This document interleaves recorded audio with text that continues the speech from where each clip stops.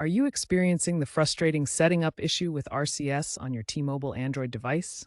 RCS, or Rich Communication Services, is meant to replace SMS with advanced features like high-res media sharing and read receipts. However, it often gets stuck during activation. This is often related to issues with app glitches, network settings, or software conflicts. As of November 15, 2025, this issue still impacts some users, primarily on older Android devices, though T-Mobile has made improvements. T-Mobile rolled out an RCS infrastructure update in Q3 2025, reducing these errors by about 40%, particularly for devices running Android 15 and newer. This update improves integration with T-Mobile's 5G network, which is important since a stable internet connection is needed for RCS.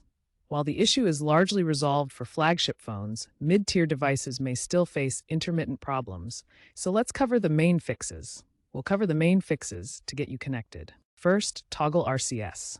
Go to Google Messages settings, disable RCS chat features, wait a few seconds, and then re-enable it. This forces a reconnection with T-Mobile's servers. Next, clear carrier services data. Navigate to Settings, Apps, Carrier Services, then tap Storage and Cache and clear both cache and data. This resets stored credentials that may be causing the issue. First, check for updates in the Play Store. Finally, reset network settings. This clears saved Wi-Fi passwords, mobile data settings, and Bluetooth connections. Find this option under Settings, General Management, Reset Network Settings. Be aware that this may impact other network connections.